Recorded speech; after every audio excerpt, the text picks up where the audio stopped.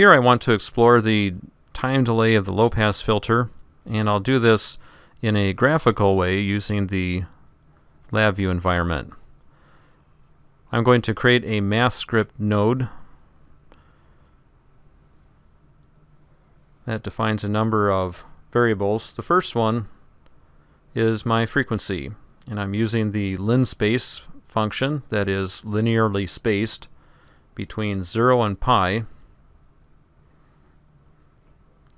and that gets assigned to my variable w representing omega.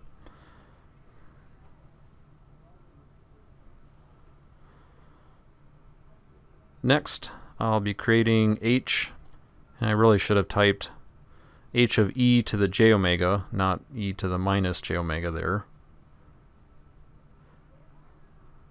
But this is my low-pass response, or my low-pass transfer function, evaluated such that any place that I see a z, I replace that with e to the j omega. I'm also using a specific value of my g coefficient as 0.5, or I'm dividing by 2, same thing.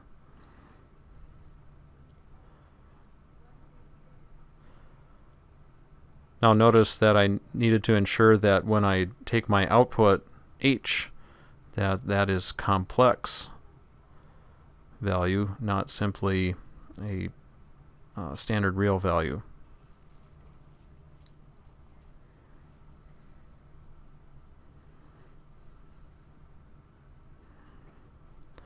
I'm going to use an XY graph for this purpose. XY graph requires a cluster of 2 inputs, one being the x variable and the other being the y variable.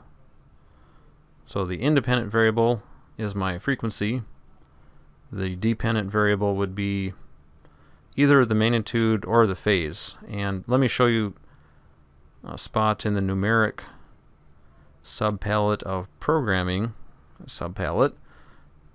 where we can actually take a complex value in and get either the magnitude or the phase as a vector coming out.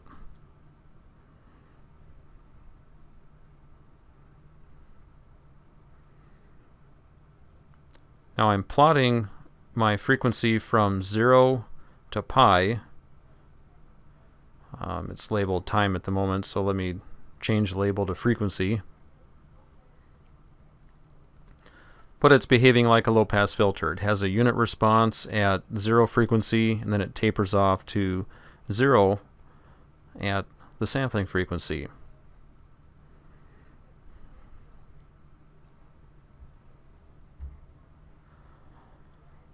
Now, sometimes it's convenient to be able to look at normalized frequency, and let me just illustrate how you might do this.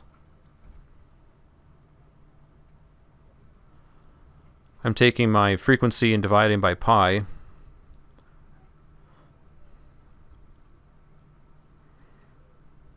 And this is probably a more conventional way of looking at things, where you'd say we have 0 frequency showing up at 0 and the sampling frequency showing up at 1. That way we could see clearly that the folding frequency shows up at 0.5.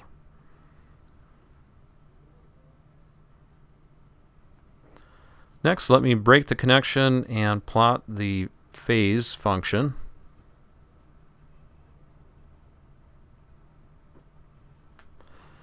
We see that we have a nice straight line.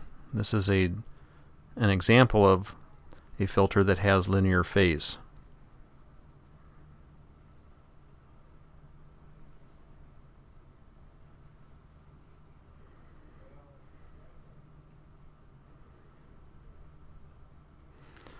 Now ultimately we're looking for the negated slope of this phase function.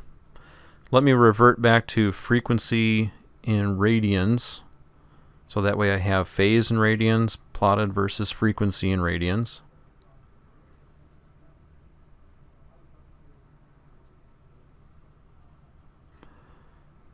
And if you consider the slope you should be able to figure out that we've got a slope of minus 1/2. So the delay would be that negated slope. The delay of the low-pass filter is 0.5.